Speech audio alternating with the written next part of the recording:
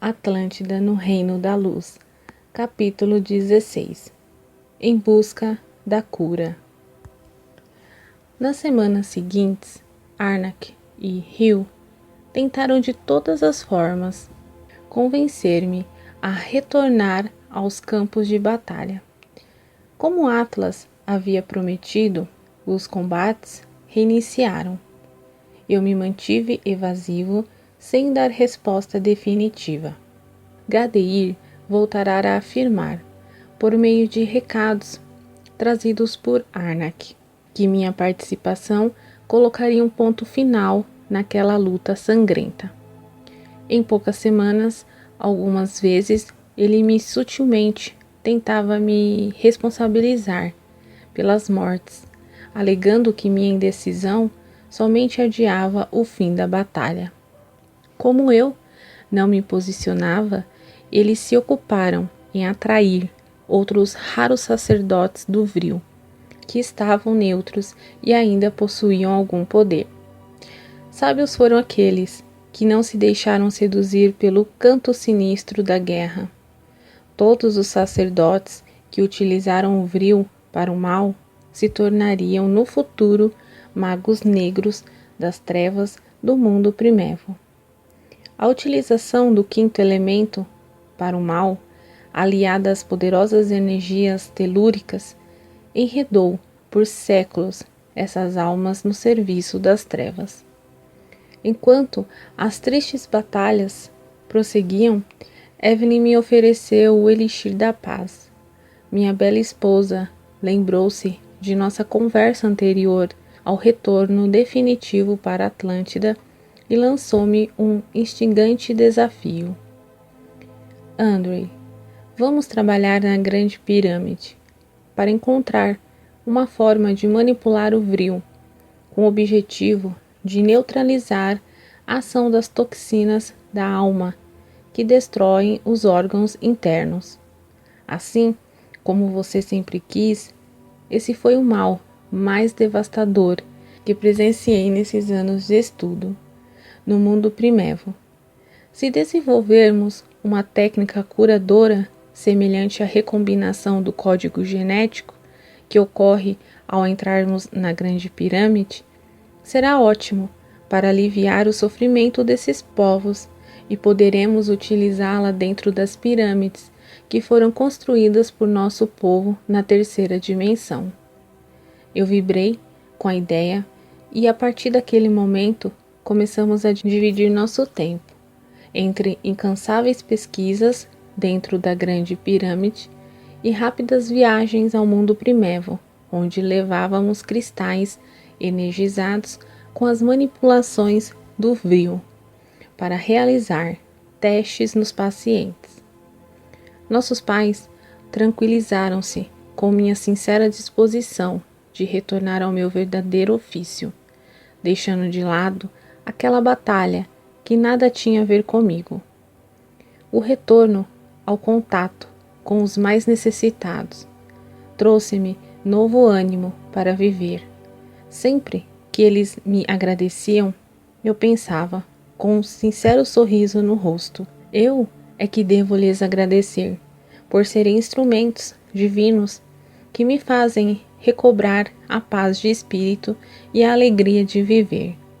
Assim, eu e Evelyn passávamos horas e horas sentados nas cadeiras inclinadas da Grande Pirâmide, a fim de estudar e manipular as misteriosas facetas da grande energia, em busca de uma solução. Depois de muitos estudos, concluímos que a forma mais eficaz de obter a cura que desejávamos era provocando desagregação molecular nas células em desarranjo, justamente aquelas que se degeneravam e promoviam crescimento desordenado, alastrando-se pelo corpo e causando a morte do paciente. Essa específica desagregação molecular causaria a eliminação da célula enferma, rompendo com a sua contínua e desordenada multiplicação. Vez por outra, Ártemis abandonava seu trabalho com os pupilos que estava treinando e dava-nos algumas orientações. Ela mesma sentia-se fascinada por aqueles estudos, com um brilho de felicidade no olhar. Ela nos visitava na Grande Pirâmide e debatia conosco por longas horas. Nem percebíamos o tempo passar. Naqueles dias, poucos sacerdotes se dedicavam a trabalhos naquele templo sagrado, já que a grande maioria havia se entregado ao fascínio da guerra, que transcorria sem maiores novidades, ou então tinha se afastado para a região campestre. Assim, todo aquele colossal centro de pesquisa estava à nossa disposição. A Grande Pirâmide era a casa do Vril, e lá ele possuía vida própria, sendo alimentado pela energia cósmica universal.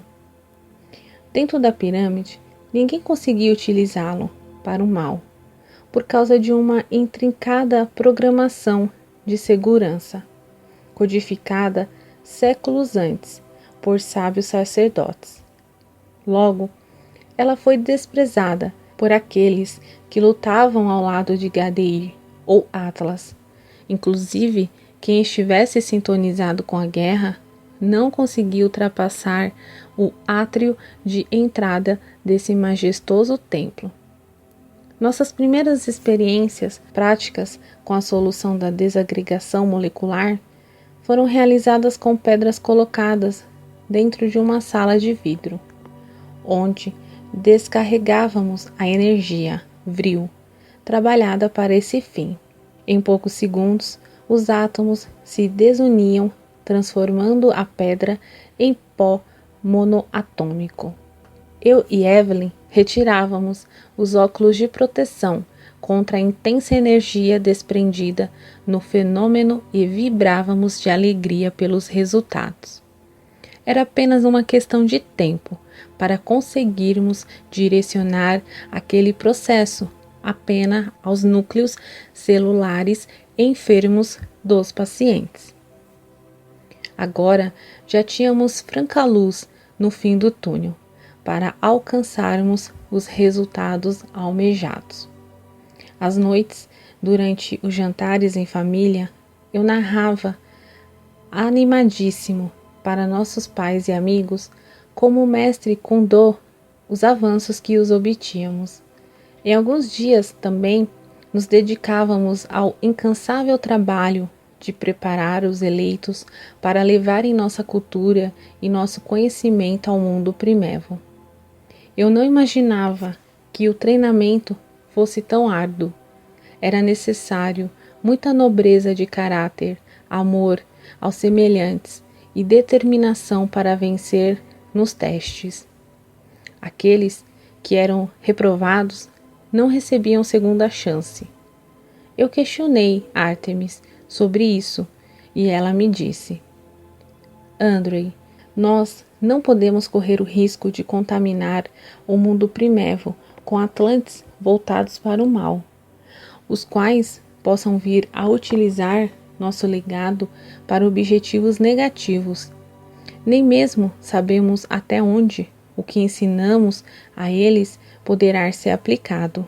O poder que eles têm com o Vril não é igual ao nosso, mas não custa tentar. E assim, nossas vidas transcorrerão tranquilas por longos meses, mesmo em meio ao caos da guerra.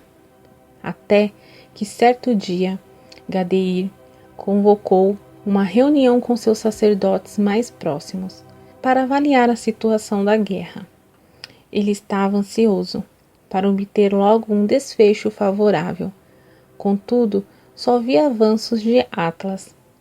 Muito irritado, andando de um lado para o outro em busca de soluções, ele se lembrou novamente de mim e perguntou para Arnak: E os progressos com Andrei? Como estão? Já estou cansado de sua indecisão. O sedutor amigo o colocou a par de minha atual posição, dizendo-lhe que estava cada vez mais difícil convencer-me a entrar na guerra. Gadeir socou a mesa e disse com irritação: precisamos convencê-lo de alguma forma, Arnak, e riu. Vocês que são amigos dele desde a infância. Digam como podemos fazê-lo mudar de ideia. Os amigos se entreolharam, indecisos, mas para não perder a confiança de Gadeir, Arnak falou: sem dúvida, a única forma é convencendo Evelyn. Ele estará onde sua esposa estiver. Essa é a única forma de conquistar o apoio de Andrew. E será uma dupla vitória, porque Evelyn é também muito forte com o Vril. Fez-se um longo silêncio e depois Gadeir falou com voz decepcionada: essa é uma tarefa impossível. Eu conheço a determinação da filha de Nasser. Ela não cederá. O líder dos Atlantes Ocidentais olhou para o teto, meditando sobre a situação, e depois desconversou, entrando em outros assuntos. Arnak respirou aliviado, por acreditar que seu líder estava satisfeito com a questão. Entretanto, ao final da reunião, quando todos já tinham saído da sala, Gadeir pediu a Electra que aguardasse, pois precisava falar a sós com a poderosa sacerdotisa do Vril, que havia sido uma das primeiras a seguir para o lado negro, no início dos conflitos. Ela era absolutamente fiel a Gadeir, seguia suas ordens sem questioná-lo, e ainda odiava Evelyn por desejar-me, e ele sabia disso. O sinistro mago das trevas então olhou com indisfarçável desejo para aquela bela mulher loura, vestida com trajes que pouco a pouco foram se tornando exclusivos dos sacerdotes do lado sombrio. Calças e casacos justos e negros, muito brilhantes, tal qual napa sintética, e suntuosa capa, preta por fora, como a asa de um corvo, e escarlate por dentro. As mulheres usavam botas de salto alto que iam até a altura dos joelhos, enquanto os homens apenas usavam sapatos discretos. Ela sorriu para ele e perguntou com tom irônico: o que você pretende? Quer que eu seduza Andrew?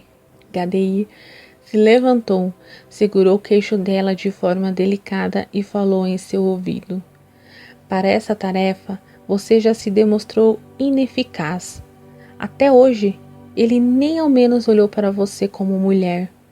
Talvez Andrew até nem tenha se dado conta de sua existência. Ele só tem olhos para Evelyn, que é o amor de sua vida. A bela loura se ofendeu e olhou para Gadeir com raiva e indignação. Em seguida, perguntou sem esconder a irritação pelos comentários: o que deseja, então, meu mestre? Gadeir sentou-se na beirada da mesa e falou sem preocupação nenhuma: faça o que deve ser feito.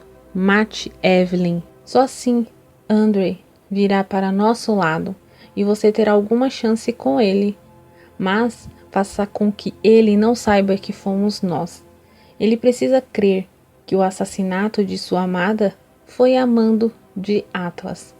Electra sorriu e logo entendeu a ideia sinistra. Depois de meditar por alguns segundos, ela sinalizou uma solução. Nós aprisionamos, faz poucos dias, um sacerdote da raça vermelha. Podemos realizar uma lobotomia em seu cérebro para robotizá-lo. Assim, ele cumprirá todas as nossas ordens e atingiremos nosso objetivo. Gadeir concordou com a ideia e completou: depois da lobotomia, não se esqueça de utilizar profundas técnicas de hipnose também e certifique-se de que isso ocorra em uma situação em que Andrew veja. Logo após, mate nossa isca. Isso nos livrará de alguma prova futura e, ao mesmo tempo, acenderá as energias do Lago Negro na alma de Andrew. Depois, será só questão de tempo para ele juntar-se a nós. Gadeir suspirou e disse para si mesmo: Sim, sim, Andrei, eu conheço teu íntimo mais do que você pode imaginar. Electra então saiu de onde estava, diante de Gadeir, com passos largos, queixo altivo e um sorriso sombrio no rosto. Ali, naquela sala sinistra, nasceu a conspiração que me levaria à experiência mais traumatizante que vivi em todas as minhas vidas na Terra.